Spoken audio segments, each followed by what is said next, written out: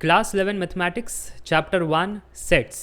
आज के क्लास में हम पूरा पढ़ेंगे, वन शॉट सीरीज़ है। और अगर आपको ये लेक्चर्स पसंद आ रहे हैं और आपको सारे चैप्टर्स करने हैं, उस केस में आप डाउनलोड कर सकते हो Shrenik Jain study simplified app की लिंक्स मैंने कमेंट सेक्शन में दे रखी है।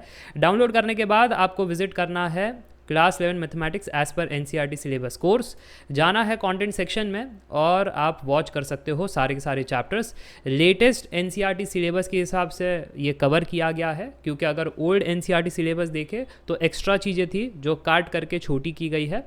सो रीसेंट एनसीईआरटी सिलेबस के हिसाब से आपको सारी चीज़ें मिलेगी।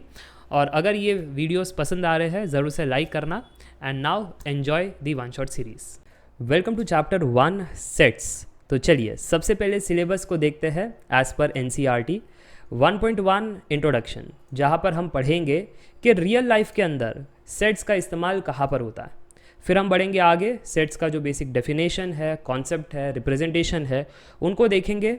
फिर आगे हम डिफरेंट टाइप्स ऑफ सेट्स को पढ़ेंगे। फिर वेन डायग्राम को जानेंगे, बहुत ही important concept. Then operation on sets and complement of set. इस तरीके से हमारा सिलेबस हो जाएगा ख़त्म।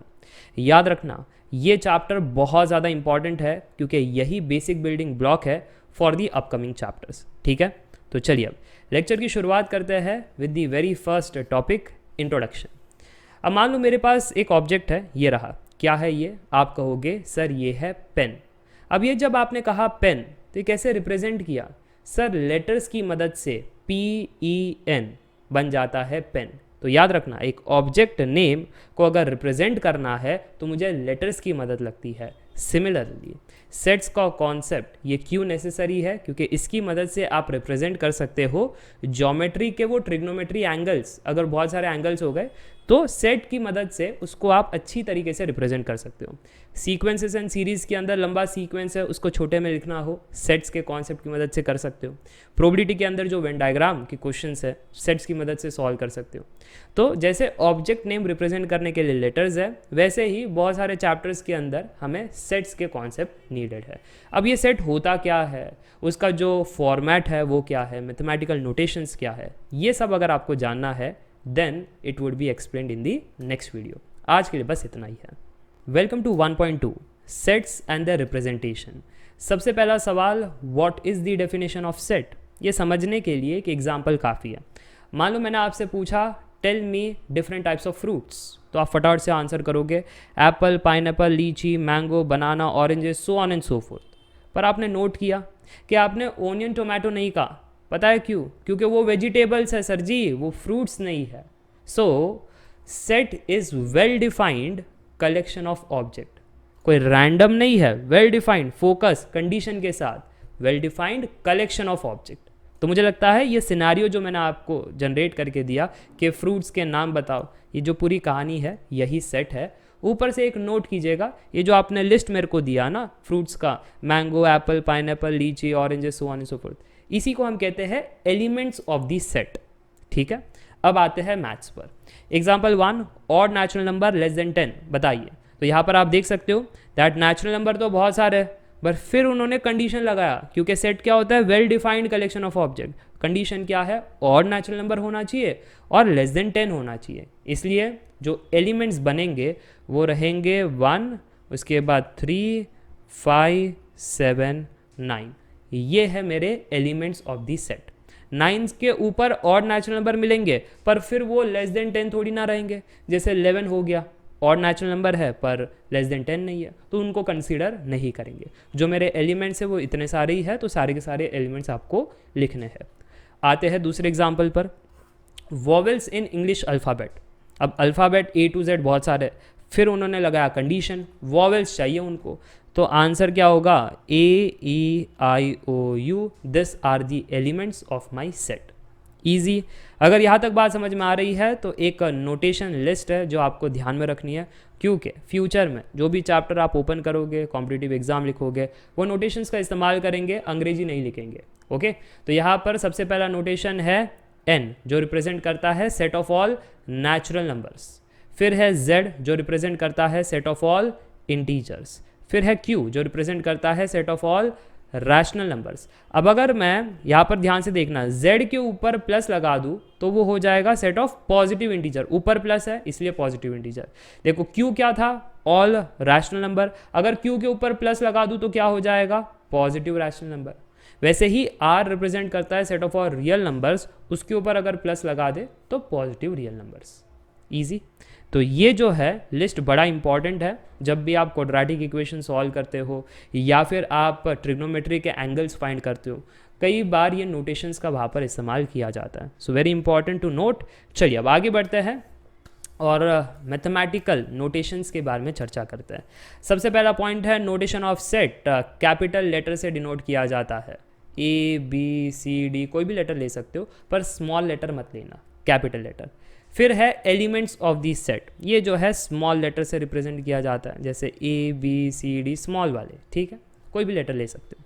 अच्छा, यहाँ पर ये बड़ा इंपॉर्टेंट है, element belong to the set. जैसे हमारे एग्जाम्पल में mango belongs to the fruit ऐसा था, but onion does not belong to the fruit. अब उसको मैथ्स में कैसे लिखे, अब मान लो कि मुझे बताना है that small element like small letter A belongs to the capital letter A set, है ना।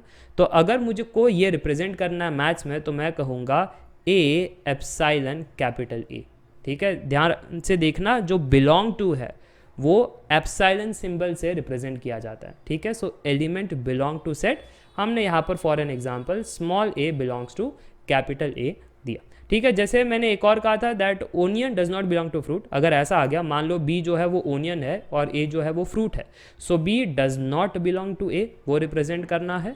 देन B एप्साइलन के ऊपर स्लैश लगा दो और A लिखो, ये रिप्रेजेंट करता है that B does not belong to A। Easy.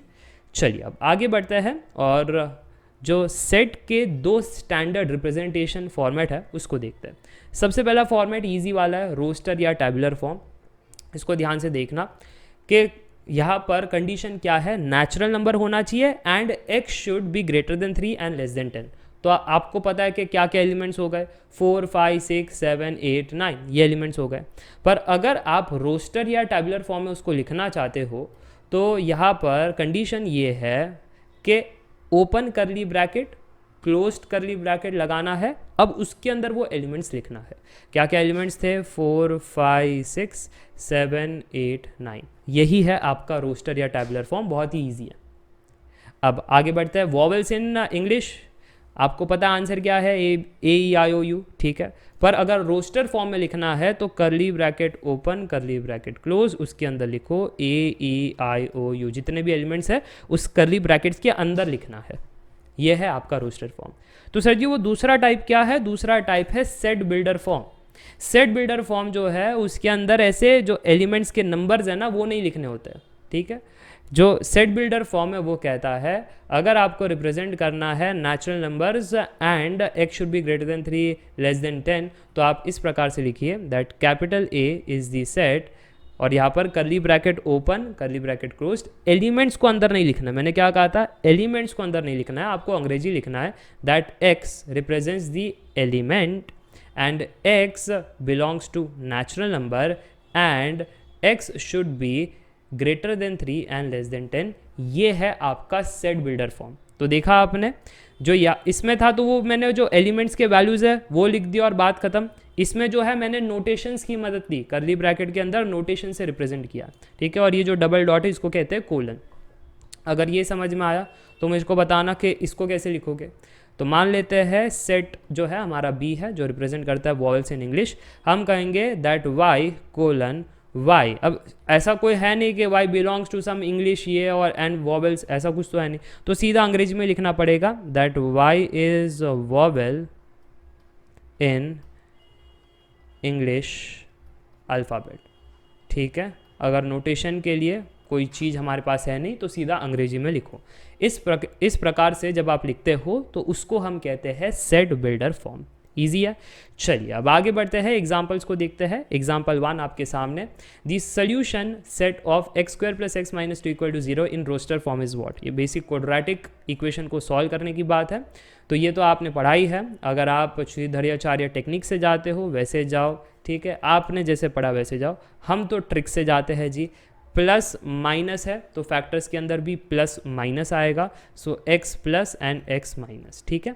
फिर मल्टीप्लाई करने पर -2, ऐड करने पर +1, तो ऐसा तो यार +2 -1 ही है कि मल्टीप्लाई करूंगा इनको तो -2 आएगा, ऐड करूंगा तो +1 आएगा। इसलिए जब आप सोल्यूशन को देखते हो, इस ब्रैकेट को इक्वेट किया 0 से, देन x इज -2, इस ब्रैकेट को इक्वेट किया 0 से, x इज 1, ये मेरा सोल्यूशन हो गया।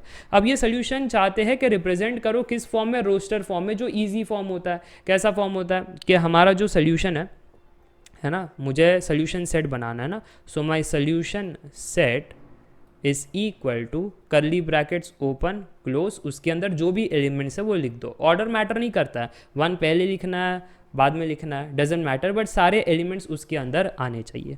क्लियर है? चलिए आगे बढ़ते हैं, अगले एग्जाम्पल को देखते हैं। Example 2, write set x is a positive integer and x square is less than 40 in roster form. अब दिया किस में गया है, सेट बिल्डर फॉर्म में, चाहते हैं किस में लिखना है, रोस्टर फॉर्म में। कोई दिक्कत वाली बात नहीं है, वो जो एलिमेंट्स के वैल्यूज है वो खोज लो तो आंसर अपने आप आ जाएगा। सो स्टेप नंबर 1 कि वो चाहते हैं कि x square should be less than 40 और x कैसा है, पॉजिटिव इंटीजर है। ओके, तो यानी हमारा जो एलिमेंट है वो हो सकता है 1, क्योंकि 1 स्क्वायर लेस देन 40 है, फिर 2 स्क्वायर भी लेस देन 40 है, 3 स्क्वायर भी लेस देन 40 है, 4 स्क्वायर भी लेस देन 40 है, 5 स्क्वायर 25 वो भी लेस देन 40 है, 6 स्क्वायर 36 वो भी लेस देन 40 है, बट 7 स्क्वायर 49 वो जो है ग्रेटर देन 40 हो जाएगा। तो रुक जाइए, ठीक है। वो चाहते थे कि रोस्टर फॉर्म में हम हमारा सेट बनाए, तो सेट क्या होगा, रोस्टर फॉर्म में करली ब्रैकेट्स ओपन क्लोज, और जितने भी एलिमेंट्स है कॉपी कर लो।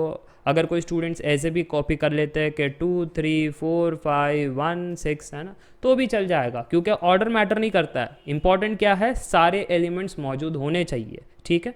तो ये हमारा हो गया रोस्टर फॉर्म। चलिए आगे बढ़ते हैं, एग्जाम्पल 3 को देखते हैं।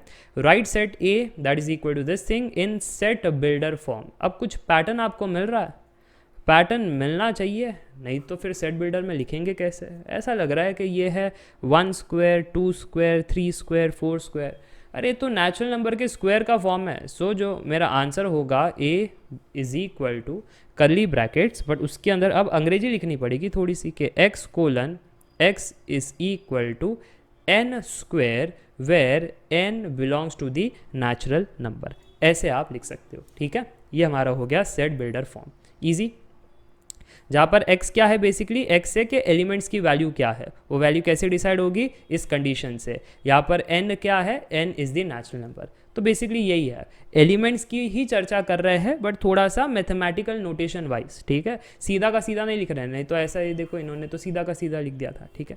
तो मुझे लगता है ये बात क्लियर हो रही है कि सेट बिल्डर जो है वो थोड़ा सा क्रिएटिव काम है और रोस्टर जो है वो सीधा सीधा काम है।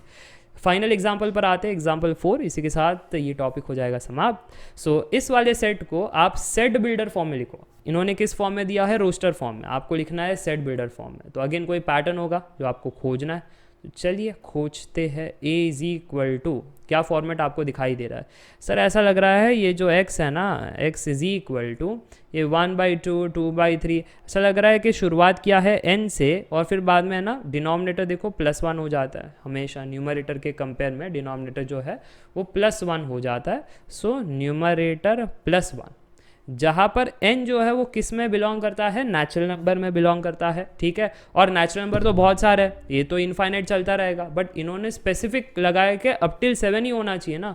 तो यहाँ पर मुझको लिखना पड़ेगा कि n का जो रेंज है वो है greater than equal to 1 and less than equal to 6। ये है मेरा सेट बिल्डर फॉर्म।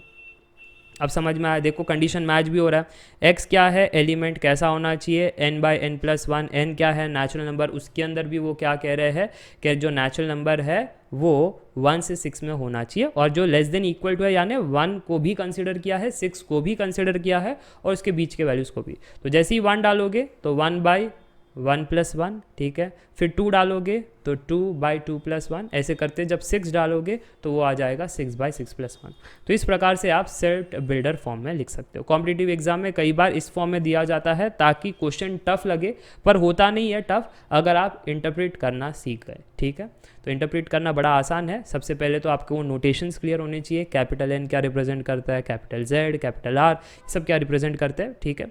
फिर आपके जो बेसिक कॉन्सेप्ट है roster and set set builder, ये दोनों क्लियर होने चाहिए। और मुझे लगता है इसमें कोई कठिनाई वाली बात नहीं थी, एक बेसिक आइडिया था कि सेट क्या होता है, एलिमेंट्स क्या होता है ना, एलिमेंट बिलोंग टू सेट कैसे रिप्रेजेंट करते हैं, अगर नहीं बिलोंग करता है तो उसको कैसे रिप्रेजेंट करते हैं, और एक बेसिक आइडिया। ठीक है, that's it for today, meet you in the next video now. Welcome to 1.3 the empty set. अब ये टॉपिक बहुत ही आसान है क्योंकि जैसा नाम है वैसे उसका काम है। चलो मैं आपको सिनेरियो से समझाता हूँ कि मेरे पास एक सेट है जिसका कंडीशन है डिफरेंट टाइप्स ऑफ फ्रूट्स, और दूसरी साइड मेरे पास एलिमेंट्स की लिस्ट है, नाम सुन लेना, गाजर, मूली, आलू, ओनियन, टोमेटो, ये सब। अब मैं आपसे जानना चाहता हूँ कि इन लिस्ट में से ये जो मैंने आपको एलिमेंट्स दिए हैं, कौन सा एलिमेंट इस सेट के अंदर मैं पुट कर सकता हूँ। आप कहोगे बड़ी नाइंसाफ़ी है, यहाँ पर सेट का कंडीशन है फ्रूट्स, लिस्ट दिया है आपने वेजिटेबल्स का, तो कैसे आ पाएगा सर जी, एक भी एलिमेंट नहीं आ पाएगा, एक भी नहीं आ पाएगा। तो बस ऐसे ही सेट को हम क्या कहते हैं, विदाउट एनी एलिमेंट वाला सेट, ये एम्प्टी सेट है, यही डेफिनेशन है। A set which does not contain any element is called empty set. अब एम्प्टी सेट के डिफरेंट नेम, नल सेट क्योंकि नल एलिमेंट है, वॉइड सेट क्योंकि कोई भी नहीं है ना, खाली जगह है ना, हमारे जीवन में सर कोई संबंध नहीं है ना, वॉइड है ना, एक खालीपन है अंदर, बस जैसे आप रिलेशनशिप्स में कहते हो, अब उसको मैथ्स में लगा लो, एम्प्टी सेट। चलिए अब आते हैं सिंबल पर, कैसे मैथ्स में इसको सिंबल दिया गया है एम्प्टी, नल या वॉइड को। ठीक है, एक है फाई का सिंबल, दूसरा है बस ब्रैकेट जो है ओपन एंड क्लोज ऐसे लिख दो, एक भी एलिमेंट अंदर मत रखो, ये है एम्प्टी सेट। अब एग्जाम्पल आप देख सकते हो, example first example, A is equal to x colon x is greater than 1 less than 2, x is a natural number, कोई पॉसिबिलिटी है ना। अगर 3 होता ना यहाँ पर 3, तो मैं कहता x इज इक्वल टू 2, एक पॉसिबिलिटी है, वो नल सेट नहीं हुआ, मेरा जो a है उसके अंदर एक एलिमेंट तो एटलीस्ट है, पर क्योंकि आपने 2 रखा, अब एक भी एलिमेंट नहीं है, therefore a is equal to 5, null set है ना, ऐसे लिखो, या फिर a is equal to this thing कि 0 एलिमेंट। सिमिलरली यहाँ पर आप चेक करो, b is equal to x colon x square is equal to 4, x is odd, कैसे हो सकता है, ऑड रखने पर ये इक्वेशन कैसे सेटिस्फाई हो सकता है। अगर आप ये हटा देते तो एटलीस्ट हम कहते x इज इक्वल टू 2 और -2, एटलीस्ट हमारे पास आंसर होता, एलिमेंट्स होते हमारे पास, हम कहते that b is equal to 2, -2 है ना, ये हमारा रोस्टर फॉर्म। पर सर जी क्योंकि आपने यहाँ पर x इज ऑड लगा दिया, अब यहाँ पर कोई भी एलिमेंट नहीं आ पा रहा है, therefore b is empty set कहो या ऐसे लगा दो या 5 कहो, डन एंड डस्टेड। तो मुझे लगता है ये टॉपिक आपको समझ में आ चुका है, the empty set. That's it for today. Welcome to 1.4 finite and infinite set. बहुत ही आसान टॉपिक है क्योंकि जैसा नाम है अगेन वैसा ही काम है। फाइनाइट यानी चीज़ों को आप काउंट कर सकते हो, काउंटेबल है, डेफिनाइट है, और इनफाइनाइट यानी अनकाउंटेबल है, गिन ही नहीं सकते। ओके, फॉर एन एग्जाम्पल अगर मैं आपसे कहूँ कि मेरे पास एलिमेंट्स है 1 2 3, इस सेट में बस 3 ही एलिमेंट है, तो आप क्या काउंट कर सकते हो 1 2 3, हाँ, तो ये है एक फाइनाइट सेट क्योंकि काउंटेबल एलिमेंट्स है। वही अगर मैं आपसे ये कहूँ कि मेरे पास है एक एलिमेंट x जो कहता है x belongs to the natural number, sir ढेरों नेचुरल नंबर है, मैं तो काउंट ही नहीं कर सकता, अनकाउंटेबल है, so this is infinite set. Easy. चलिए अब नोटेशन पर आते हैं, कुछ बातों पर आते हैं। सबसे पहला नोट कि यहाँ पर आपको डाउट होगा कि सर जी अभी अभी हमने एम्प्टी सेट के बारे में पढ़ा, सो एम्प्टी सेट फाइनाइट सेट है या इनफाइनाइट सेट। आप ही देखो, एम्प्टी यानी 0 एलिमेंट, एक डेफिनाइट है ना चीज़ है कि हाँ 0 एलिमेंट है, उसके अंदर कुछ है ही नहीं, सो ये क्या है, डेफिनाइट यानी एक फाइनाइट सेट है। ठीक है, this is a finite set. अब दूसरा, अब आप कहोगे कि सर आपने कहा इनफाइनाइट सेट, ये देखो ये आपने सेट बिल्डर फॉर्म में कहा, अगर मुझे रोस्टर फॉर्म में लिखना हो तो कैसे लिखूँ मैं इनफाइनाइट सेट को, क्या रोस्टर फॉर्म में लिखा जा सकता है infinite set in roster form.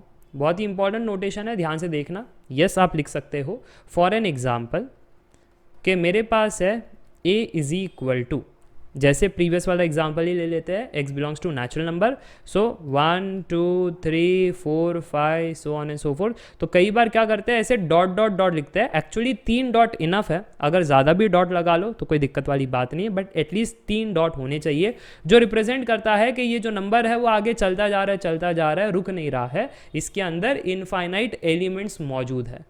Sir जी कई बार ऐसा भी तो होता है ना कि हम रियल एक्सिस पर है तो नेगेटिव वैल्यूज़ भी है पॉजिटिव भी है, तो उसको कैसे लिखें? हाँ, तो वैसे भी लिख सकते हो कि आप ये कहो कि 0 के बाद तो 1 2 3 और ये चलता रहेगा, सो 3 डॉट ये रिप्रेजेंट करता है दैट आगे कहानी 4 5 6 सो ऑन एंड सो फोर्थ। पर जो पीछे की कहानी है वो कैसे रिप्रेजेंट करें? तो देखो 0 के पहले -1, उसके पहले -2, उसके पहले से -3 -4, तो डॉट लगा दो यहाँ पर, जो रिप्रेजेंट करेगा -3 -4 -5 so on and so fourth up till -infinity. Easy. तो ये है नोटेशन वाला पार्ट कि फाइनाइट सेट के अंदर तो कोई दिक्कत नहीं है, इनफाइनाइट सेट जो अनकाउंटेबल होता है उसको सेट बिल्डर फॉर्म में तो आसानी से लिखा जा सकता है, पर अगर रोस्टर फॉर्म में लिखना हो तो डॉट्स की मदद से लिख सकते हैं। और एम्प्टी सेट क्या होता है? Finite set, very important for competitive exam. चलिए, अगर आप कॉन्सेप्ट समझ चुके हो तो अब एग्जाम्पल्स पर आते हैं। W मेरा एक सेट है जो रिप्रेजेंट करता है x colon x is days of week. तो ये W सेट कैसा है? क्या ये फाइनाइट है या इनफाइनाइट है? सर डेज ऑफ वीक ये तो काउंटेबल चीज़ है, अगर ये काउंटेबल चीज़ है तो W कैसा हो गया? ये हो गया हमारा फाइनाइट सेट। ठीक है, अच्छा इसको बताना x colon x is points on line. अरे सर जी लाइन जो है इस प्रकार से, इसमें तो ढेरों पॉइंट्स है ना, इसमें तो काउंट ही नहीं कर सकते, काउंट नहीं कर सकते, अनकाउंटेबल इनफाइनाइट सेट। इसको देखो x colon x belongs to n where x is odd. अब आप कहोगे अरे सर ये तो काउंटेबल हो गया है ना, सिर्फ n होता तो यहाँ तक तो प्रीवियस इसमें देखा है, ये क्या है? इनफाइनाइट सेट है ना। अब शायद काउंटेबल है, देखो 1 3 5 7, अरे तो करते जाओ 1 3 5 7 9 11 13 15 17 सो ऑन एंड सो फोर्थ, ये भी तो कहानी चलती रहेगी, अनकाउंटेबल ये भी तो बनेगा। अगर ये भी तो अनकाउंटेबल बनेगा तो ये कैसा है? ये इनफाइनाइट सेट है। ठीक है, अच्छा आखिरी पर आते हैं। b is equal to x colon x belongs to n and x minus 1 into x minus 2 equal to 0। Easy है, तो यहाँ पर ये क्या होगा? इसको सॉल्व करने के बाद x is 1,2 and yes it is natural number. तो हमारा जो अगर रोस्टर फॉर्म में कहे तो एलिमेंट्स क्या है? 1,2। तो ये डेफिनाइट काउंटेबल है, इसलिए हम कहेंगे ये है फाइनाइट सेट। ईजी, क्या नोटेशन समझ में आ गए? बस इतना ही है इस वाले टॉपिक में। This was 1.4। Welcome to 1.5 equal set. सबसे पहला सवाल, डेफिनेशन ऑफ इक्वल सेट क्या है? अगर आपके पास दो सेट है और दोनों सेट में एग्जैक्टली सेम एलिमेंट्स है, उन सेट्स को हम कहते हैं इक्वल सेट। सिंपल भाषा में भेदभाव नहीं होना चाहिए। अगर सेट ए के पास ऐसा एलिमेंट है जो बी के पास नहीं है तो not equal set. Similarly set B के पास एक ऐसा एलिमेंट है जो ए के पास नहीं है तो नॉट इक्वल सेट। दोनों के पास कॉमन एलिमेंट्स है, सेम टू सेम है, then they are equal set. ठीक है, चल अब यहाँ पर एग्जाम्पल्स की बारी। एग्जाम्पल 1 आपके सामने, बताओ जरा A and B equal set है या नहीं? सर जी ए के पास है 1 2 3 4, बट बी के पास तो 4 3 2 1 है। कुछ स्टूडेंट्स कहेंगे सर देखो ऊपर तो 1 2 3 4, नीचे 4 3 2 1, ऑर्डर अलग है। अरे तो प्रीवियस लेक्चर में भूल गए क्या? क्या कहा था कि सेट्स के अंदर ऑर्डर मैटर नहीं करता है, एलिमेंट्स की वैल्यू ही पर्याप्त है। तो इसके पास क्या वैल्यू है? 1 2 3 4, इसके पास भी तो 1 2 3 4 वैल्यूज ही है, दोनों के पास सेम वैल्यूज है। ए के पास जो है वो बी के पास भी मिलेगा, बी के पास जो है वो ए के पास भी मिलेगा, hence they are equal sets. अब मैथमेटिकली इक्वल सेट्स को ऐसे भी लिखा जाता है ए इक्वल टू बी, बस। अच्छा यहाँ पर चेक करो, ए क्या है? 1 2 3, बी क्या है? 1 2 2 3 3 3। सर जी अब देखो बी के पास ज़्यादा एलिमेंट्स है, ए के पास कम है, तो ये तो हो गया ना अनइक्वल सेट। हाँ, यहाँ पर A is not equal to B एक ट्रैप है, बहुत सारे स्टूडेंट्स कहते हैं अनइक्वल सेट, सेम है। देखो मैंने क्या कहा था, सिंपल भाषा में भेदभाव नहीं होना चाहिए, जो बी के पास एलिमेंट है ए में भी होना चाहिए, जो ए के पास एलिमेंट है वो बी में भी होना चाहिए। हो रहा है ना? 1 इसके पास भी है, इसके पास भी है, 2 इसके पास भी है, नीचे भी है, 3 इसके पास भी है, नीचे भी है। अरे तो सेम ही तो है ना। और एक और नोट लिख लेना कि रिपीटिशन यहाँ पर सेट्स में मैटर नहीं करता है। यहाँ पर हम क्या कहेंगे कि बी के पास जो एलिमेंट्स की वैल्यू है वो है 1 2 3, यही वैल्यूज है ना। दो बार रिपीट हुआ माना, बट वैल्यू तो एलिमेंट की 2 है ना। 3 जो है वो 3 बार रिपीट हुआ माना, but value of that element is 3 only. Hence अब अगर आप चेक करो तो value of the element is same only, जो ए के पास है वो बी पर भी मिलेगा, जो बी के पास है वो ए पर भी मिलेगा। हेंस वी विल से कि ये है इक्वल सेट। चलिए आगे बढ़ते हैं, थर्ड एग्जाम्पल को देखते हैं। A is equal to 1 2, B is equal to 1 2 3। Sir B के पास जो स्पेशल है वो ए के पास नहीं है, तो यहाँ पर क्या कहेंगे कि ये तो नाइंसाफ़ी भेदभाव हो गया, बी को ज़्यादा दे दिया, कुछ नया दे दिया, ए के पास नहीं है वो, ठीक है। तो यहाँ पर A is not equal to B, so not equal set, unequal set आप कह सकते हो, ठीक है। सो यहाँ पर मैं लिख देता हूँ not equal set. Not equal set का रिप्रेजेंटेशन क्या है, इक्वल टू पर एक स्लैश लगा दो। अच्छा यहाँ पर फोकस करो, ए क्या है एम्प्टी सेट, बी क्या है 0। तो कुछ स्टूडेंट्स को लगता है हाँ देखो बी के पास भी 0 एलिमेंट है, ए के पास भी 0 है, तो सेम हो गया ना। नल और 0 में फ़र्क है, 0 is the value of the element, इधर there is no element. Value of the element और नो एलिमेंट में फ़र्क है, हेंस ये कैसे है, ये भी है एक not equal set, is not equal to B. चलिए कुछ एग्जाम्पल देखते हैं। a is equal to 0, b is equal to x colon x minus y equal to 0। तो क्या a b के बराबर हो सकता है, नहीं, इसके पास 0, इसके पास 5 है, जो a के पास है वो b के पास नहीं है, hence a is not equal to b। तो क्या आप देख पा रहे हो कुछ कंक्लूजन्स है ना, a is not equal to b। अच्छा क्या अब a इक्वल टू c हो सकता है, नहीं ना, है ना। So a is not equal to c, क्योंकि यहाँ पर क्या है x की वैल्यू 5 माइनस 5 ये सेटिस्फाई करेगी, ठीक है। तो देखो ना इसके पास भी तो 0 नहीं है, तो a जो है वो किसके भी बराबर नहीं है, ना b के, ना c के, ना d के, ठीक है। वैसे ही आपको चेक करना है अब b की बारी, ठीक है। तो b a के बराबर तो नहीं है, बट नीचे चेक करो c d के साथ। सर जी इसके पास है ना एक्चुअली ये एलिमेंट्स है, अगर मैं रोस्टर फॉर्म में लिखूँ तो, है ना, सिर्फ 5 है इसके पास, नीचे वाले के पास 5 और -5 दोनों है, क्योंकि दोनों का स्क्वायर जो है वो 25 है। और उसके नीचे वाले के पास क्या है, डी के पास एक्स स्क्वायर इज 25 यानी 5 एंड -5, बट फिर वो कहते हैं एक्स नेचुरल नंबर यानी नेगेटिव पास तो आएगा नहीं, तो बचा क्या, सिर्फ 5 बचा, यही है।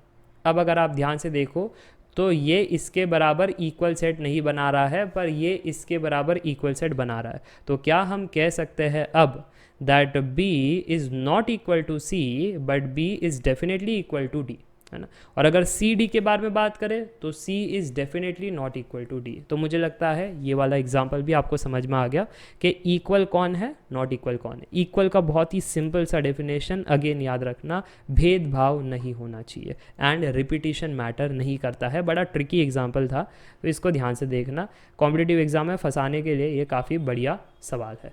So that's it for today. Welcome to 1.6 subset. अब सबसे पहला सवाल, ये सबसेट होता क्या है। देखो जैसा नाम है वैसे ही उसका काम है, सब सेट, एक सेट का छोटा हिस्सा, उसी को हम कहते हैं सबसेट। अब आपका दूसरा सवाल होगा, पर सर जी एक सेट सबसेट है या नहीं, ये हम पहचाने कैसे, कुछ तो अप्रोच होना चाहिए। तो अब लॉजिक पर फोकस करना। मान लो मेरे पास एक सेट A है, दूसरा सेट B है।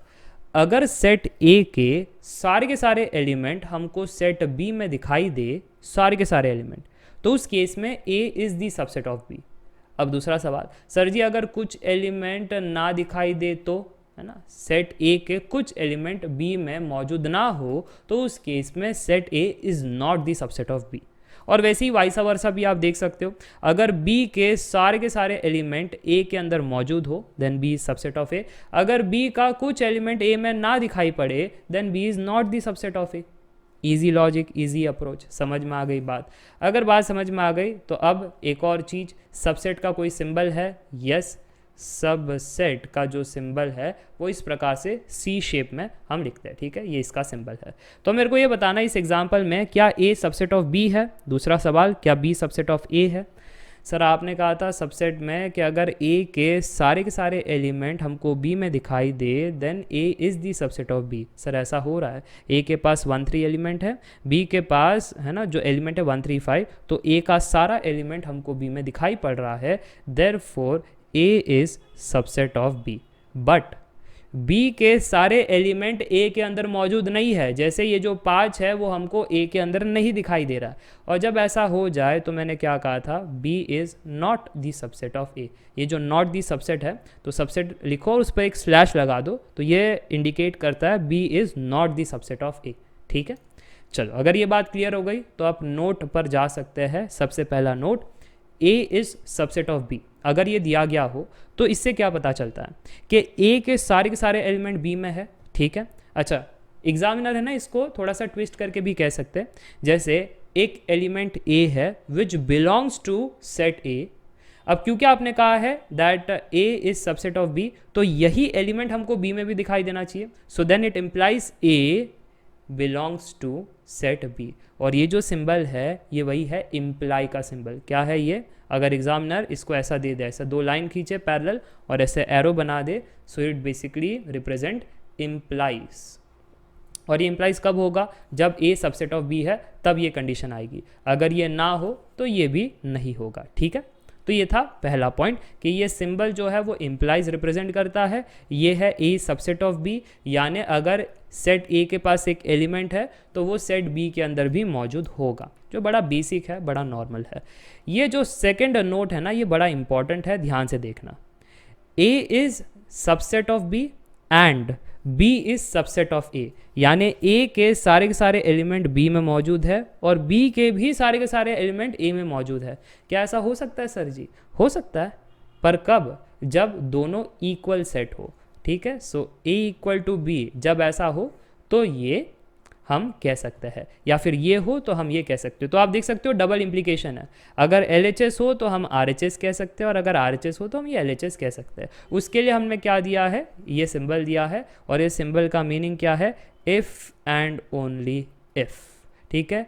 ये अगर है then if and only if, जब ये होगा। सिमिलरली जब ये है तो ये होगा, ठीक है। मुझे लगता है ये बात भी क्लियर है। डबल इम्प्लीकेशन की बातें हैं और डबल इम्प्लीकेशन का सिंबल इस प्रकार से दिया गया है।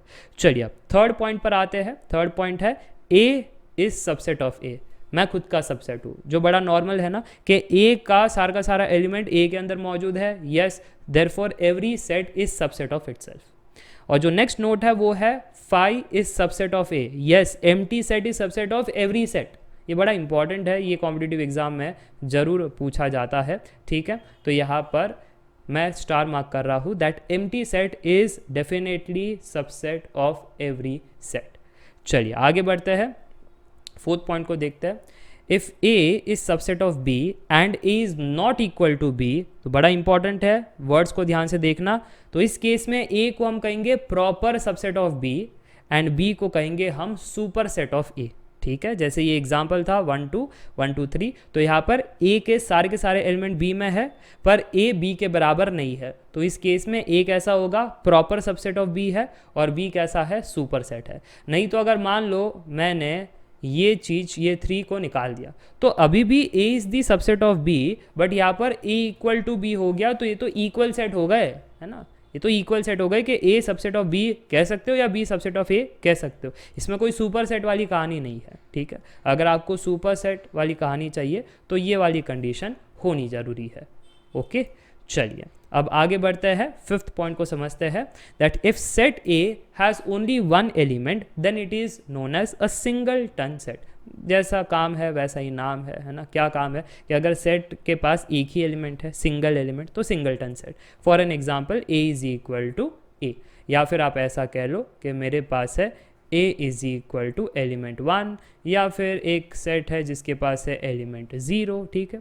एक अगर एलिमेंट हो तो वो एक सिंगल टन सेट है। ये बस टर्मिनोलॉजी है जो आपको पता होनी चाहिए। चलिए अब एक ट्रिकी क्वेश्चन है आपके लिए, ट्राई करो। वीडियो को पॉज कीजिए, इस क्वेश्चन को ट्राई कीजिए, फिर सोल्यूशन को देखना। क्वेश्चन को ध्यान से पढ़ना। Let A B C be 3 sets. If A belongs to B and B is subset of C, is it true that A is subset of C? तो बहुत सारे स्टूडेंट्स कहेंगे सर ये तो आसान क्वेश्चन है। Yes, definitely A is subset of C. That is incorrect. वही मैं आपसे कह रहा था कि ये एक ट्रिकी क्वेश्चन है और आप गड़बड़ ना कर बैठो। और आप क्यों गड़बड़ कर रहे हो पता है? क्योंकि आपने गौर से इस कॉन्सेप्ट को नहीं देखा, एलिमेंट वर्सेस सेट। कब एलिमेंट यूज़ होता है, कब सेट यूज़ होता है सिंबल्स के अंदर। 3 सिंबल तो आपको पता है, belongs to, subset, equal to, पर इसके अंदर कब एलिमेंट कब सेट का इस्तेमाल होता है इस पर शायद आपने गौर नहीं किया। तो अब देख लेना, जब मैं कहता हूँ x बिलोंग्स टू y, तो इसमें x एंड y दोनों एलिमेंट है, या दोनों सेट है या एक एलिमेंट एक सेट है। देखो यहाँ पर x जो है वो कंपलसरी एलिमेंट होता है, y जो है वो कंपलसरी सेट होता है। फॉर एन एग्जाम्पल एक सेट S है जिसके पास 1 2 3 एलिमेंट है, तो हम क्या कहते हैं, element 1 belongs to set S। अच्छा, ऐसा नहीं कहते दैट S बिलोंग्स टू 1 या सेट बिलोंग्स टू एलिमेंट, ऐसा नहीं कहते। एलिमेंट बिलोंग टू सेट ऐसा ही कहते हैं, सेट बिलोंग टू सेट नहीं कहते, एलिमेंट बिलोंग टू एलिमेंट नहीं कहते, सिर्फ और सिर्फ क्या कहते हैं, element belongs to set. Note किया आपने? अच्छा, दूसरा यहाँ पर नोट करना, ये क्या है, सबसेट का symbol. So A is the subset of B, इसके अंदर भी दो सेट है, कोई एलिमेंट नहीं है। हम ऐसा नहीं कहते that element 1 is the subset of set B, ऐसा नहीं कहते हम। ना ही हम कहते हैं B is subset of element 1, नहीं कहते हम। ठीक है, हम क्या कहते हैं, that set A is the subset of set B, यानी दोनों ही सेट है, कोई एलिमेंट नहीं है। और यहाँ पर भी दोनों ही सेट है, दो सेट हम इक्वल कहते हैं, set A is equal to set B, इसमें कोई एलिमेंट नहीं है। तो आपने नोट किया इन दोनों में क्या है, सेट है, इसमें क्या है, लेफ्ट हैंड साइड एलिमेंट है, राइट हैंड साइड सेट है। ओके, अब अगर ये कंसेप्ट क्लियर हो गया, अब ट्राई करो ये सवाल को, अपने आप बन जाएगा। चलिए सोल्यूशन को देखते हैं अब। Let A B C be 3 set if A belongs to B. देखो कॉन्ट्राडिक्ट किया इन्होंने, पहले तो कहा कि ये 3 सेट है, फिर इन्होंने लिखा ये ए बिलोंग्स टू बी। जब इन्होंने लिखा that A belongs to B, इसका क्या मतलब हुआ कि ए हमारा एलिमेंट है, बी हमारा सेट है। अगर ए हमारा एलिमेंट है तो फिर एलिमेंट इज सबसेट ऑफ सी हो सकता है क्या? सर, दो सेट के बीच में सबसेट का कंपैरिजन किया जाता है, एलिमेंट वर्सेस सेट में कभी सबसेट आता नहीं है। So element is never subset of any set. Done, dusted. समझ में आया? तो यहाँ पर हम क्या कहेंगे, क्वेश्चन के हिसाब से वो पूछ रहे थे ए इज सबसेट ऑफ सी, तो हम क्या कहेंगे, क्या एलिमेंट कभी सबसेट होता है एक सेट का? नहीं होता है, therefore A is not the subset of C. Done. हाँ, अगर ये कहते ना हमारे पास एक सेट ए है, क्या वो सबसेट है सी का, तो शायद ये क्वेश्चन सही था, और क्यों था वो भी मैं आपको बता दूं। ठीक है, वो भी मैं आपको बता दूं। चलिए आगे बढ़ते हैं और देखते हैं, क्या अगर वो ऐसा लिखते दैट इस प्रकार से, तो क्या हो जाता, अब ये सेट ए है which is the subset of another set. अब ये इस प्रकार से, तो क्वेश्चन को मॉडिफाई किया, इसका भी सोल्यूशन देख लेते हैं। तो यहाँ पर एक एग्जांपल ले लेते हैं कि सेट ए के पास एलिमेंट 1 है, सेट बी के पास एलिमेंट 1 2 है, और सेट सी के पास एलिमेंट 1 2 3 है। ठीक है, इनकी कंडीशन के हिसाब से क्या हमारी चीज़ें एग्जाम्पल में जो मैंने लिया वो सही है, कि उन्होंने कहा था ए बिलोंग्स टू बी, यानी element 1 belongs to set B. हाँ, ये सही है, क्योंकि जो एलिमेंट 1 है वो बी के अंदर हमको दिखाई पड़ रहा है। ठीक है, फिर दूसरा क्या है, बी इज़ सबसेट ऑफ सी, तो ये भी ठीक है ना, क्योंकि बी के सारे एलिमेंट हमको सी के अंदर दिखाई पड़ रहे हैं। सो यस, ये भी ठीक है, बी सबसेट ऑफ सी।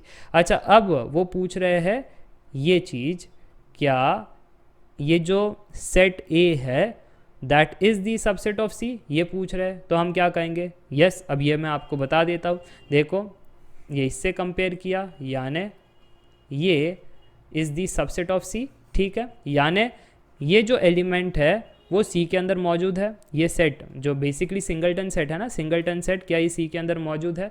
हाँ, सी के अंदर मौजूद है, सी के अंदर मौजूद है, ये सही है। Therefore this set A is the subset of C, ये सही है ना। पर प्रीवियस इसमें क्या था, ए बिलोंग्स टू बी, यानी एलिमेंट बिलोंग्स टू सेट, यानी एलिमेंट से अगर आप सेट को सबसेट से कंपेयर करो तो वो मौजूद नहीं होगा। तो यहाँ पर हमने कहा that element can not be compared with set, और ये आंसर का। इधर क्या किया इन्होंने, सेट बना दिया, set is subset of another set. तो हमने फिर चेक करके कहा कि यस, ये जो सिंगलटन सेट है that is the subset of C. ठीक है, तो मुझे लगता है क्लैरिटी आपको मिल चुका है।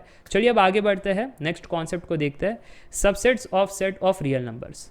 एन नेचुरल नंबर है, जेड हमारा यहाँ पर इंटीजर है, क्यू जो है कंडीशन दिया गया है that x colon x is equal to p by q, जहाँ पर p comma q belongs to z and q is not equal to 0। यानी फ्रैक्शंस भी है हमारे पास, ऐसे वाले नंबर्स भी आएंगे, क्योंकि आप कैलकुलेशन करके देख सकते हो ना दैट p और q दोनों 1 है, तो 1 बाई 1 1 आ गया, है ना।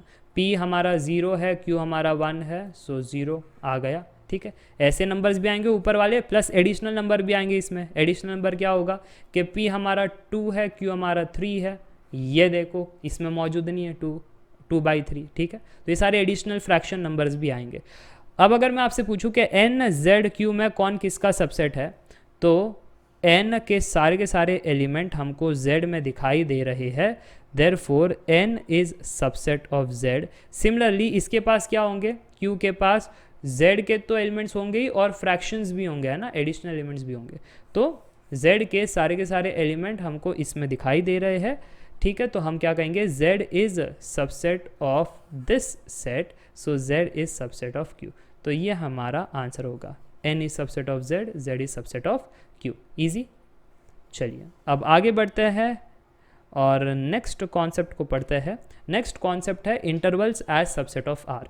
देखो इंटरवल्स दो प्रकार के होते हैं, एक है क्लोज्ड इंटरवल, दूसरा है ओपन इंटरवल। क्लोज्ड तो हम क्लोज्ड ब्रैकेट्स का इस्तेमाल करेंगे, ओपन तो हम ओपन ब्रैकेट्स का इस्तेमाल करेंगे।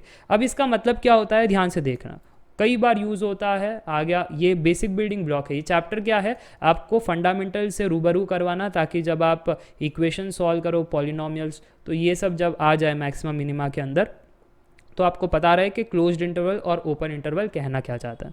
तो देखो यहाँ पर क्लोज्ड इंटरवल ये कहना चाहता है दैट x की सारी वैल्यूज़ जो इस रेंज में आती हो, किस रेंज में, that x is greater than equal to a and less than equal to b। Closed interval का मतलब ये होता है, ये जो एक्सट्रीम वैल्यूज़ है ये कंसिडर करनी है और इनकी बीच की वैल्यूज़ भी कंसिडर करनी है, ठीक है। So x is greater than equal to a, less than equal to b। तो हमने एक्सट्रीम वैल्यूज भी कंसीडर की और इनकी बीच की वैल्यूज भी हमने कंसीडर की। पर ओपन इंटरवल में क्या होता है, एक्सट्रीम वैल्यूज को हम कंसीडर नहीं करते, बस बीच की वैल्यू को कंसीडर करते हैं। तो ये जब ओपन इंटरवल a, b कहा गया है, तो हम क्या कहेंगे, x is greater then a, less then b। a और b को छोड़ दो, पर इनके बीच के वैल्यूज़ को कंसीडर करो। ये है ओपन इंटरवल। चलो इसको ग्राफिकली भी देख लेते हैं और इसके थोड़े से वेरिएशंस भी देख लेते हैं, ठीक है। जैसे आपसे कोई कह दे कि प्लॉट कीजिए या इसका मीनिंग बताइए क्लोज्ड इंटरवल a, b, तो आप क्या कहोगे कि हमने a और b को कंसीडर किया और उसके बीच के वैल्यूज़ को भी कंसीडर किया, ठीक है। अगर कोई आपसे ये कह दे ओपन इंटरवल a, b, तो आप क्या कहोगे कि हमने a को कंसिडर नहीं किया, b को कंसिडर नहीं किया, बट उसके जो बीच के वैल्यूज़ है उसको कंसिडर किया। जब नहीं किया ना, तो ऐसे मैं गोल बनाऊंगा, जब कंसिडर किया है तो मैं वो गोल को शेड कर लूँगा, ठीक है, जिससे आपको समझ में आ जाए कि इसमें वो वैल्यू कंसिडर है, इसमें वो वैल्यू कंसिडर नहीं है, ठीक है। चलो अब अगर मैं आपसे ये पूछूँ कि इसका वैल्यू बताना, तो इसमें क्या होगा, open interval a, closed interval b, यानी b को तो कंसीडर किया है पर a को कंसीडर नहीं किया, उसके बीच के वैल्यूज़ को हमने कंसीडर किया है। अच्छा अगर आपसे कोई ये कह दे closed interval a, open interval b, यानी a को कंसीडर किया है, b को ओपन है इसलिए कंसीडर नहीं किया है और उसके बीच के वैल्यूज़ को हमने कंसीडर किया है। इन सभी में अगर आप देखो कि लेंथ क्या होगा, तो higher value minus lower value b minus a, ये लेंथ होगा। तो इन सभी में लेंथ ऑफ इंटरवल क्या होगा, लेंथ ऑफ इंटरवल ये होगा b माइनस a। ईजी था। तो closed interval, open interval, close यानी एक्सट्रीम वैल्यूज़ को कंसिडर और बीच के, ओपन यानी एक्सट्रीम वैल्यूज़ को छोड़ दो पर बीच के कंसिडर करो। ये आपने ग्राफिकली भी देख लिया। चलिए अब एक नोट है जो लास्ट पॉइंट है इस वीडियो का, ध्यान से देखना। इन्फिनिटी, ये क्या होता है, इन्फिनिटी एक सिंबल है, कोई नंबर तो नहीं है। आइडिया हमको पता है कि बहुत बड़ी वैल्यू है, पर स्पेसिफिक कोई बड़ी वैल्यू बता सकते हो कि ट्रिलियन है या बिलियन है या कोई ऐसी स्पेसिफिक नंबर वैल्यू 10000 समथिंग? नहीं सर, बहुत बड़ी वैल्यू है जिसका नंबर हमें नहीं पता, इसलिए हमने सिंबल दिया है इन्फिनिटी।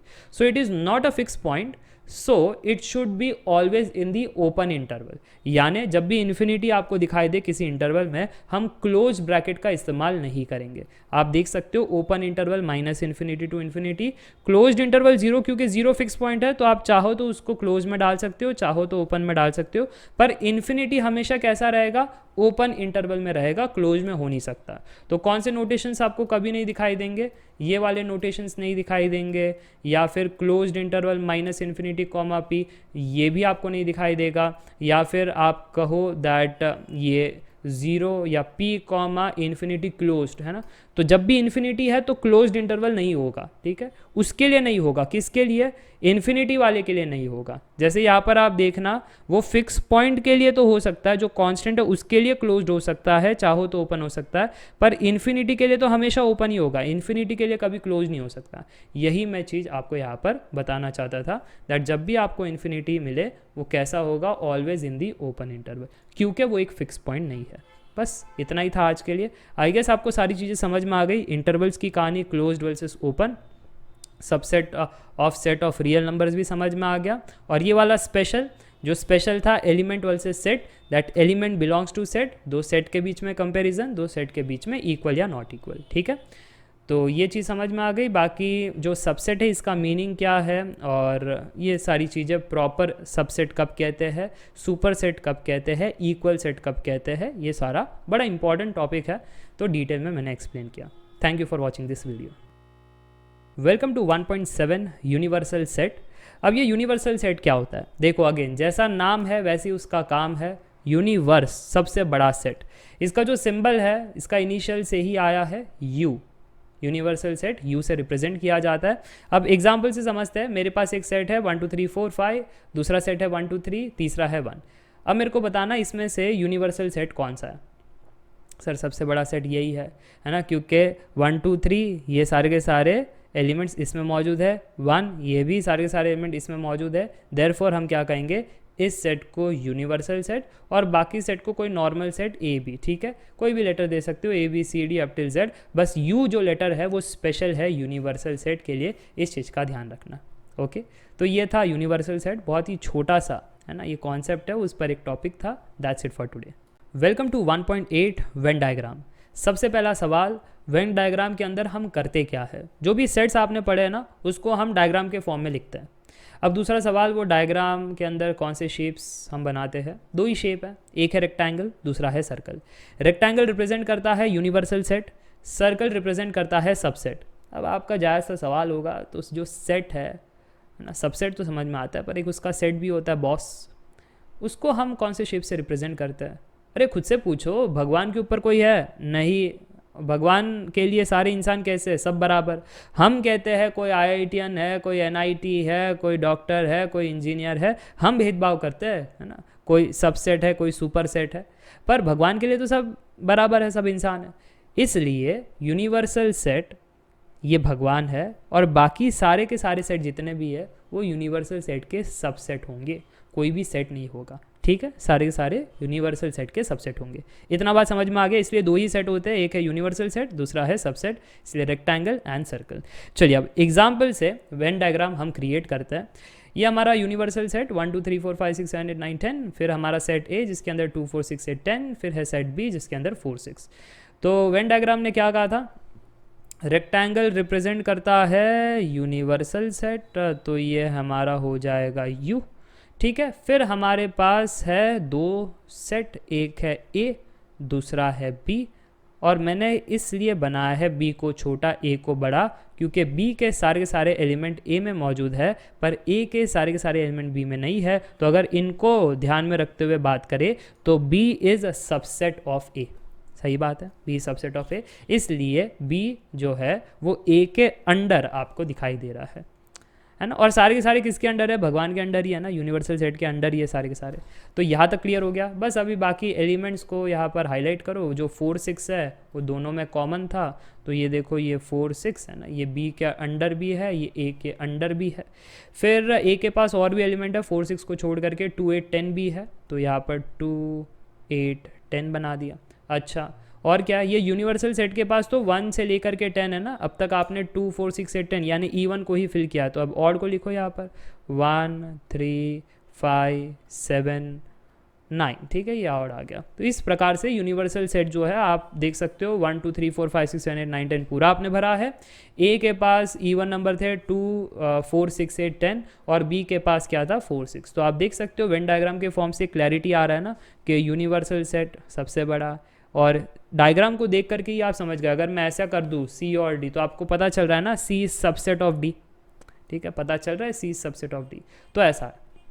तो ये था वेन डायग्राम, एक बेसिक आइडिया। अब जो नेक्स्ट है वो ऑपरेशंस ऑन सेट हम देखेंगे 1.9 में। आज के लिए बस इतना ही है। Welcome to 1.9 operation on sets. In total 3 operation है, एक एक करके सारे पढ़ेंगे हम। पहला ऑपरेशन है यूनियन ऑफ सेट। अब ये क्या करता है सर जी? जैसा नाम है वैसी उसका काम है। यूनियन सबको साथ में लेकर चलता है, सबको दोस्त बनाता है, किसी को छोड़ता नहीं है, ग्रुप से बॉयकॉट नहीं करता है, सबको साथ में। अब एग्जाम्पल के फॉर्म में समझना कि ए के पास क्या एलिमेंट्स है 2 4 6 8, बी के पास क्या एलिमेंट है 6 8 10 12। तो जब ए यूनियन बी आपसे पूछा जाएगा तो सभी को दोस्त बनाओ, 2 4 6 8 10 12 सभी को। अब आप कहोगे सर 6 तो 2 बार आया है, 8 2 बार आया। हाँ, तो अगर 2 बार आया है तो एक ही बार कंसिडर करना है। ये मैंने प्रीवियस क्लासेस में भी कहा था कि सेट के अंदर एक वैल्यू एक ही बार कंसिडर करनी है, ठीक है। तो 2 4 6 8 10 12 ये होगा आपका यूनियन का आंसर। और यूनियन का जो सिंबल है ना वो इसके इनिशियल से ही आया है यू, ठीक है। तो दो सेट के बीच में अगर आपसे कोई यूनियन पूछे जैसे ए यूनियन बी, तो आपको क्या कहना है? सबको साथ में ले करके चलेंगे, किसी को पीछे नहीं छोड़ेंगे, ठीक है। तो 2 4 6 2 बार भले ही आया हो, एक बार लेना है। 8 अगेन 2 बार दिखाई दे रहा हो बट एक ही बार लेना है। फिर 10 है, फिर 12 है। ये आपका ए यूनियन बी है। चलो अब वेन डायग्राम के फॉर्म में समझते हैं कि ए यूनियन बी कैसे रिप्रेजेंट होता है। ए यूनियन बी जो है वो बेसिकली ऐसा है। चलो मैं उल्टा आपको वापस से दिखाता हूँ। LHS टू RHS देख लिया, अब RHS टू LHS देखते हैं। ए यूनियन बी के एलिमेंट्स देखो, क्या मैं ऐसा कह सकता हूँ दैट ये जो एलिमेंट है ना आइदर इन ए सेट में दिखाई देंगे, आइदर इन बी सेट में दिखाई देंगे, या फिर दोनों में दिखाई देंगे। जैसे अगर 2 को देखा तो ये एलिमेंट 2 सेट ए में है, 4 को देखा तो अगेन सिर्फ सेट ए में है, पर जब 6 को देखा तो दोनों में मौजूद है, 8 को देखा तो दोनों में मौजूद है, 10 को देखा तो सिर्फ बी सेट में है, 12 को देखा तो सिर्फ बी सेट में। तो मैंने क्या कंक्लूजन कहा कि ये जो एलिमेंट है आइदर इन ए और इन बी और इन बोथ, ये आपको दिखाई देगा। हेंस जब वेन डायग्राम में एरिया शेड करने की बात आई कि ए यूनियन बी कैसे रिप्रेजेंट करे, तो ये वाला रीजन होगा। कौन सा रीजन? आइदर इन ए और इन बी और इन बोथ, ठीक है। तो ये वो रीजन है ए यूनियन बी का। ओके, वेन डायग्राम में समझ में आ गया। चलिए अब कुछ प्रॉपर्टी है यूनियन को लेकर के। इन टोटल 5 प्रॉपर्टी है, एक एक करके समझते हैं। पहली प्रॉपर्टी है A union B is equal to B union A, यानी कम्यूटेटिव लॉ है। कम्यूटेटिव का मतलब पोजीशन की अदला बदली की ना तब भी आंसर में कोई फर्क नहीं आता है, आंसर वही होता है। जैसे आपने नंबर सिस्टम में देखा होगा कि आपसे कोई पूछते हैं 1 into 2 या 2 into 1, आप कहते हो ना अरे दोनों एक ही है, 1 को पहले लिखो या 1 को बाद में लिखो, आंसर तो 2 ही रहने वाला है। सिमिलरली ए यूनियन बी कहो या बी यूनियन ए कहो, आंसर जो है वही रहेगा। और इसी सिचुएशन को हम कहते हैं कम्यूट करना, इसलिए कम्यूटेटिव लॉ फॉलो हो रहा है। ओके, आप खुद से भी ट्राई कर सकते हो। ए यूनियन बी किया, अब बी यूनियन ए करके देखना, दोनों वैल्यू सेम ही रहेगी। तो चलिए अब सेकेंड पॉइंट को समझते हैं, एसोसिएटिव लॉ। एसोसिएटिव यानी ग्रुपिज्म। तो यहाँ पर ये लॉ कहना चाहता है कि यूनियन के अंदर आप कितना भी ग्रुपिज्म करो कोई फर्क नहीं पड़ता है, आंसर सेम ही होता है। जैसे यहाँ पर देखो ABC LHS में है, ABC RHS में है। पहले AB ने दोस्ती की, सो A यूनियन B, फिर ये साथ में मिलकर के इन्होंने C के साथ दोस्ती की, सो A union B bracket union C, ठीक है। और ऐसे ये ABC दोस्त बने। राइट हैंड साइड में अगर आप देखो तो पहले BC दोस्त बने, B यूनियन C, फिर इन्होंने साथ में मिलकर के A के साथ दोस्ती की और इस प्रकार से ABC दोस्त बने। अरे तो एट दी एंड ABC दोस्त बने ना, LHS में भी और RHS में भी, कोई पीछे तो नहीं छूट गया है ना, कोई बॉयकॉट तो नहीं हुआ। हेंस एसोसिएटिव लॉ फॉलो होता है, कितना भी ग्रुपिज्म कर लो आंसर सेम ही होता है, LHS RHS सेम ही रहता है। ये तो मैंने आसान शब्दों में समझा दिया, जैसे मैंने आपको यूनियन की परिभाषा दी थी कि सबको साथ में लेकर चलो, सबको दोस्त बनाओ, किसी को पीछे ना छोड़ो, वही होता है ए यूनियन बी। वैसे मैंने आपको समझा दिया। मैथमेटिकली अगर आपको जानना है तब भी आप कर सकते हो। सेट ए के अंदर 1 2 वैल्यू ले लो, बी के अंदर 3 4 ले लो और सी के अंदर 5 6 ले लो। LHS वाला कैलकुलेशन करोगे तो आंसर आएगा 1 2 3 4 5 6। RHS का कैलकुलेशन करोगे तो अगेन 1 2 3 4 5 6 आंसर आएगा। सो LHS इज RHS, वही तो कह रहा है एसोसिएटिव लॉ, ठीक है। ये हो गया हमारा सेकेंड प्रॉपर्टी। थर्ड प्रॉपर्टी है लॉ ऑफ आइडेंटिटी एलिमेंट, जहां पर वो कह रहे हैं phi is the identity of union. Students कहेंगे सर ये आइडेंटिटी एलिमेंट होता क्या है? आइडेंटिटी एलिमेंट एक स्पेशल एलिमेंट है। जैसे A प्लस में ऐसा क्या करूं कि वापस से A ही आ जाए? आप कहोगे कि सर ए प्लस ज़ीरो करो तो ए आ जाए, तो ज़ीरो यहाँ पर आइडेंटिटी एलिमेंट है, ठीक है। अच्छा मेरे को बताना ए इंटू मैं ऐसा क्या करूँ कि वापस से ए आ जाए, तो आप कहोगे सर यहाँ पर है ना वो क्वेश्चन मार्क को 1 रखना, ए इंटू वन इज ए, तो 1 मेरा आइडेंटिटी एलिमेंट है। अच्छा ए डिवाइड बाय मैं ऐसा क्या करूँ कि मुझे ए आ जाए, सर ए डिवाइड बाय 1 करो तो ए आ जाएगा, तो 1 जो है वो मेरा आइडेंटिटी एलिमेंट है। आइडेंटिटी एलिमेंट क्या होता है कि ए सम ऑपरेशन समथिंग, और वो ए ही आना चाहिए वापस से वो ऑपरेशन के बाद, ठीक है। और जो क्वेश्चन मार्क है जो मदद कर रहा है ये ऑपरेशन परफॉर्म करने में, वो क्वेश्चन मार्क आपका आइडेंटिटी एलिमेंट है। अब मेरे को बताना, अगर आइडेंटिटी एलिमेंट का कॉन्सेप्ट क्लियर हो गया तो मेरे को बताना ए यूनियन मैं ऐसा क्या करूँ कि वापस से ए आ जाए। Sir A union empty set करो, है ना, ए यूनियन एम्प्टी सेट तो ए आ जाएगा, इसलिए ए यूनियन फाई जो है वो मेरे को ए दे रहा है, और फाई जो है आइडेंटिटी है ऑफ द यूनियन। इसके अलावा अगर कोई भी लोगे ना तो ए नहीं आएगा, है ना। अगर आप फाई नहीं लेते हो कोई और लेते हो ना, then it is not equal to A. Try कर लो, कोई और सोचना है सोच लो, ठीक है, कोई भी एलिमेंट सोच लो, कोई भी सेट सोच लो, ठीक है, वो नहीं आएगा, ठीक है। A union phi is only equal to A. तो मुझे लगता है ये क्लियर हो गया, ये भी काफ़ी इंपॉर्टेंट है, कॉम्पिटिटिव एग्जाम में पूछा जा सकता है।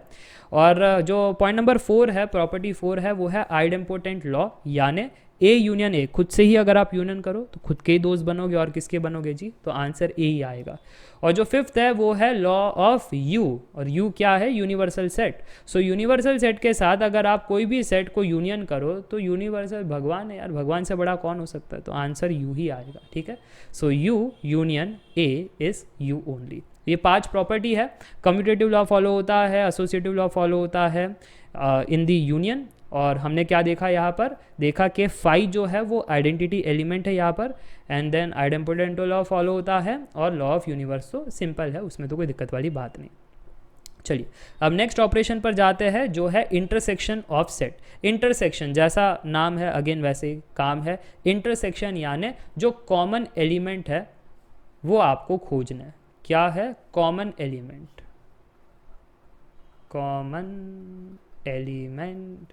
तो यहाँ पर देखना कि ए इंटरसेक्शन बी क्या होगा, इसमें अगर दोनों में कॉमन देखें, देखो इंटरसेक्शन का सिंबल जो है वो उल्टा यू है ना, ये जो सीधा यू है ये यूनियन रिप्रेजेंट करता है, उल्टा करोगे तो इंटरसेक्शन रिप्रेजेंट होगा। मुझे लगता है यहाँ पर कोई कन्फ्यूजन नहीं है ना। और इंटरसेक्शन का मतलब क्या है, कॉमन एलिमेंट दो सेट के बीच में वो खोजना है। 2 कॉमन नहीं है, 4 कॉमन नहीं है, 6 8 कॉमन है, 10 और 12 कॉमन नहीं है, तो जो आंसर होगा वो होगा 6, 8, यही कॉमन एलिमेंट दोनों सेट में थे। सो ए इंटरसेक्शन बी 6, 8 ईजी है। अच्छा वेन डायग्राम के फॉर्म में देखें तो इससे पहले एक डाउट आपको आया होगा, उसको क्लियर कर लेते। सर अगर कॉमन ना हो तो, है ना, हम देखो हम सिंगल इसलिए है क्योंकि कुछ कॉमननेस मिला ही नहीं किसी के साथ, है ना सर जी, तो आप बताना हमारे लिए क्या है, आपके लिए फिर आप डिसजॉइंट ही रहो, सन्यासी ही रहो। तो यहाँ पर अगर आप देखो ए इंटरसेक्शन बी कुछ कॉमन है, 1 2 3 4 5 6, दोनों में कुछ भी कॉमन नहीं, कुछ भी कॉमन नहीं है, तो क्या लिखेंगे, intersection B is null, empty set, yes. और ऐसे सिनेरियो में हम क्या कहते हैं कि अगर ऐसा हो जाए, if A intersection B is null then A and B are called सन्यासी, यानी कैसे है ये, डिसजॉइंट, कुछ भी कॉमन नहीं है, डिसजॉइंट सेट्स, ठीक है। चलिए आगे बढ़ते हैं, वेन डायग्राम के फॉर्म में समझते हैं कि ए इंटरसेक्शन बी कैसे दिखाई पड़ता है। A intersection B common region, A और बी का जो कॉमन रीजन है वो है ए इंटरसेक्शन बी, ठीक है। और डिसजॉइंट अगर हो जाए तो ए इंटरसेक्शन बी इज़ नल, तो देखो इसमें बात ही नहीं हो रही है, हम तुमसे बात नहीं करेंगे, तो दोनों जो है कॉमन प्लेस पर आने रहे हैं, अलग अलग हो गए हैं, तो ये आपका है, तो इसमें इंटरसेक्शन है ही नहीं, है ना, इंटरसेक्शन नल है। चलो तो ये वेन डायग्राम के फॉर्म में हो गया। चलिए कुछ property of operation of intersection देख लेते हैं, इनमें क्या है, क्या कम्यूटेटिव लॉ फॉलो होता है, एसोसिएटिव लॉ फॉलो होता है, यस। ए इंटरसेक्शन बी कहो या B intersection A, position change करो बट कोई फर्क नहीं है ना, लड़का लड़की से प्यार करे, लड़की लड़का से, उन्होंने कुछ आपस में कॉमन चीज़ फाइंड किया ना, इसलिए वो साथ में है, तो यहाँ पर कम्यूटेटिव लॉ तो फॉलो होता है। So intersection B is equal to B intersection है। सिमिलरली आप एसोसिएटिव लॉ, ग्रुपिज्म देखो, अगर 3 लोग दोस्त है तो उनका कॉमन इंटरेस्ट है, इसलिए अब ए इंटरसेक्शन बी दोनों का कुछ कॉमननेस था जो सी के साथ हुआ, है ना, तो यहाँ पर ग्रुपिज्म मैटर नहीं करता कि पहले ए भी दोस्त बने फिर बाद में वो सी के साथ उन्होंने कॉमननेस फाइंड किया, कॉमन इंटरेस्ट, या फिर बी सी पहले कॉमन इंटरेस्ट में आए फिर उन्होंने ए के साथ कॉमन इंटरेस्ट फाइंड किया। At the end A B C का एक ही कॉमन इंटरेस्ट है है ना, तो एसोसिएटिव लॉ फॉलो होगा। कौन पहले कौन बाद में हुआ है वो मैटर नहीं करता है, ठीक है, तो एसोसिएटिव लॉ फॉलो होता है। अच्छा, law of phi and U भी देख लेते हैं। जैसे यहाँ पर ए में अगर या फाई में अगर हम इंटरसेक्शन करें ए, तो आपको क्या लगता है क्या मिलेगा? सर दोनों में कॉमन, आपने कहा था that empty set is subset of every set, तो ए के पास एम्प्टी सेट तो है, ठीक है, और empty set intersection empty set empty होगा। बाकी तो एम्प्टी के पास तो और कोई एलिमेंट है नहीं, है ना, ए के पास बहुत सारे हो सकते हैं बट एम्प्टी के पास तो एम्प्टी है ना, और ए के पास empty set is the subset of A, ये आपने पढ़ाया था। तो इनका इंटरसेक्शन जो है वो फाई होगा यानी नल होगा। और यूनिवर्सल सेट के साथ अगर इंटरसेक्शन कराओ कोई भी सेट को, तो यूनिवर्स के पास तो बहुत सारे एलिमेंट है बट ए के पास तो लिमिटेड है, जो ए के पास है फिर वही यूनिवर्स में आपको कॉमन मिलेगा, ठीक है, और वही आपका आंसर निकलेगा। यूनिवर्स का जो एक्स्ट्रा वैल्यूज़ है वो आपका आंसर तो नहीं होगा, क्योंकि intersection is all about commonness, commonness आपको ढूंढना है, ठीक है। तो ये third point clear. Fourth point है ए इंटरसेक्शन है, खुद का ही अगर खुद से कॉमन देखोगे तो खुद ही मिलोगे और क्या ही मिलेगा, ठीक है। और ये डिस्ट्रीब्यूटिव लॉ काफ़ी इंपॉर्टेंट है ना। डिस्ट्रीब्यूटिव लॉ क्या है? A intersection B union C, इसका वैल्यू क्या है? ये जो है कद्दू कटेगा सब में बटेगा, तो ए इंटरसेक्शन बी ये होगा पहले, ठीक है, फिर क्या होगा, फिर ये यूनियन है जो बाहर निकलेगा यूनियन, ठीक है, फिर ए इंटरसेक्शन सी होगा, ये रहा इंटरसेक्शन सी, ये है डिस्ट्रीब्यूटिव लॉ, ओके। तो ये बहुत ही इंपॉर्टेंट है, प्रोबेबिलिटी में भी कई बार यूज़ होता है, कैलकुलेशन में और सेट थियरी में भी यूज़ होता है, तो ध्यान से देखना। A intersection of B union C, तो कद्दू कटेगा सब में बटेगा, तो इंटरसेक्शन पहले बी को मिला, फिर इंटरसेक्शन सी हुआ और बीच में यूनियन आएगा, ये है डिस्ट्रीब्यूटिव लॉ।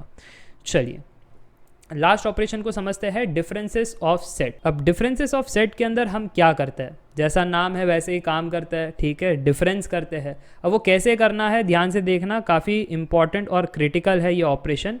ए माइनस बी अगर आपको ये फाइंड करना है तो जो पहला सेट लिखा गया है उसके एलिमेंट्स हाईलाइट करो, सेट ए के ये एलिमेंट्स है, इसको हाईलाइट किया। फिर वो कह रहे हैं माइनस बी करो, इसका मतलब ये हुआ कि ए और बी में जो कॉमन एलिमेंट्स है उसको खोजो और फिर उसको क्रॉस करो, उसको हटा दो पिक्चर से। तो ए के अंदर 1 2 3 4 5 6 था, ठीक है, बट 1 जो है बी के अंदर मौजूद नहीं है तो इसको रहने दिया। 2 जो है वो बी के अंदर मौजूद है उसको काट दिया। 3 नहीं है तो रहने दिया। 4 हमको दिखाई दे रहा है बी के अंदर, उसको काट दिया। 5 नहीं दिखाई दे रहा है, रहने दो। 6 जो है दिखाई दिया, उसको काट दो। और फिर जो आंसर आया है 1 3 5 उसको लिख दो। This is the answer 1 3 5। Process समझ में आ गया? अगर समझ में आ गया तो बी माइनस ए बताओ क्या कहा था मैंने, जो पहला सेट है उसके एलिमेंट्स हाईलाइट करो और फिर बाद में माइनस ए कहा गया है, इसका मतलब ये है कि बी और ए के जो कॉमन एलिमेंट है फिर उसको काट दो, ठीक है। तो 2 जो है हमको ए में दिखाई दे रहा है काटो, 4 जो है ए में दिखाई दे रहा है काटो, 6 जो है ए में दिखाई दे रहा है काटो, जो बच गया है उसको रहने दो। 8 जो है वो ए में नहीं दिखाई दे रहा है तो जो बच गया था उसको लिख दिया। दिस इज़ बी माइनस ए। तो फाइनली हम कहेंगे ए माइनस बी जो है वो बी माइनस ए के बराबर नहीं है। यही स्पेशलिटी है डिफरेंस सेट की, क्या है कि ये कम्यूटेटिव लॉ फॉलो नहीं करता है। जबकि हमने देखा था कि यूनियन के अंदर A union B is B union A, commutative follow होता है। इंटरसेक्शन के अंदर A intersection B is B intersection A, follow होता है। पर डिफरेंस के अंदर A minus B is not equal to B minus A. ये बड़ा इंपॉर्टेंट है, ध्यान रखना, कॉम्पिटिटिव एग्जाम में पूछ लेता है। A minus B is not equal to B minus A. चलिए अब इसको वेन डायग्राम से भी समझते हैं। वेन डायग्राम से अगर आपसे कोई पूछे ए माइनस बी को कैसे शेड करोगे, तो ए ये पूरा है ना। a माइनस बी क्या कहता है, दैट a को पहले हाईलाइट करो और फिर जो b के साथ कॉमन है ना उसको काटो। तो ये देखो ये b के साथ कॉमन है, इसको काटो, तो जो बच जाएगा वो आपका a माइनस बी हो जाएगा। तो क्या रीजन बच गया, यही रीजन बच गया है ना, ये रीजन आपका है a माइनस बी। सिमिलरली आप करो b माइनस ए के लिए। जब भी आपसे कोई b माइनस ए पूछता है आप क्या करते हो, पहले b को शेड कर लेते हो, बी के एलिमेंट्स हाईलाइट कर लेते हो, फिर माइनस ए यानी बी और ए के कॉमन एलिमेंट्स को काटो, ये वाले एलिमेंट्स को काटो, फिर जो बच गया है वो आपका आंसर। तो क्या हुआ आपका आंसर, बी माइनस ए। ये ध्यान से देखना, ये आपका जो है बी माइनस ए का रीजन हो गया। तो मुझे लगता है डिफरेंस ऑपरेशन भी समझ में आ गया, इंटरसेक्शन वाला ऑपरेशन भी समझ में आ गया और यूनियन वाला भी समझ में आ गया। ठीक है, तो ये था 1.9, बहुत ही इंपॉर्टेंट टॉपिक था पूरे चैप्टर में, क्योंकि इसका इस्तेमाल हम प्रोबेबिलिटी एंड सेट थियरी में करते हैं, तो काफ़ी इंपॉर्टेंट है हर एक चीज़ बारीकी से जानना। That's it for today. Welcome to 1.10 complement of a set. अब ये कॉम्प्लीमेंट क्या होता है सर जी? देखो, अक्सर आपका एक्सपीरियंस रहा होगा कि होटल में आप जाते हो और होटल में जाने के बाद कोई दिन ऐसा होता है कि खाना बहुत ख़राब उन्होंने दे दिया, तीखा था एकदम सब्जी, या बहुत ज़्यादा मीठा हो गया पनीर का सब्जी। फिर आप वेटर को बुला करके बहुत चिल्लाते हो, बरस जाते हो, कैसा खाना दिया, रिफ़ंड करो हमारे पैसे, ये वो। फिर वो सॉरी सॉरी बोलता है, फिर मैनेजमेंट के पास जाता है, फिर आप कहते हो अब बिल लेके आओ, बस हो गया, आज तो पूरा मूड ख़राब कर दिया। वो बिल देता है और फिर आपको कहता है मैनेजमेंट ने डिसाइड किया कि आपको कॉम्प्लीमेंट में हम आइसक्रीम देंगे। नोट कीजिएगा, कॉम्प्लीमेंट में हम आपको आइसक्रीम देंगे। वो कॉम्प्लीमेंट में कौन सी चीज़ देता है? जो आपने नहीं खाई होती है। ठीक है, नई मतलब कुछ न्यू नहीं, नहीं मतलब जो आपने खाने में आपने मसाला पापड़ मंगाया, जूस मंगाया, आपने डोसा है ना, कुलचे जो भी मंगाया, आपने आइसक्रीम नहीं खाया होगा, इसलिए कॉम्प्लीमेंट में वो देता है जो आपने खाया नहीं है पर मेन्यू में प्रेजेंट है। राइट, यहाँ पर भी वही होता है। ठीक है, कॉम्प्लीमेंट ऑफ अ सेट जब आप खोजते हो, आप यही काम करते हो कि हमारे पास एक यूनिवर्सल सेट जिसके पास है 1 2 3 4 और एक है सेट ए जिसके पास है 1 2। अब मैं आपसे ये पूछूं कि ए ने क्या खाया है, मेन्यू कार्ड में से ए ने 1 2 खा लिया, क्या रह गया है, क्या नहीं खाया है? ये 3 4 नहीं खाया है। इसलिए जब ए का कॉम्प्लीमेंट फाइंड करने के लिए कोई आपसे कहता है, आप क्या कहोगे? उसने 3 4 नहीं खाया है, तो यही वैल्यूज़ रहेगी। ठीक है, ये है कॉम्प्लीमेंट ऑफ सेट ए। और ये जो डैश है ना, डैश, ये रिप्रेजेंट करता है कॉम्प्लीमेंट किसका? सेट ए का। ईजी, सिंबल समझ में आ गया, मतलब समझ में आ गया। तो क्या मैं अदर वर्ड्स में ऐसा भी कह सकता हूँ, है ना, दैट अगर आपको ए का कॉम्प्लीमेंट निकालना है तो वो आइटम्स रहेंगे एक्स कोलन, दैट वो एलिमेंट्स यू है ना मेन्यू कार्ड के अंदर प्रेजेंट होंगे, एंड वो कैसा होगा? जो ए में मौजूद ना हो, है ना, X should not belong to A.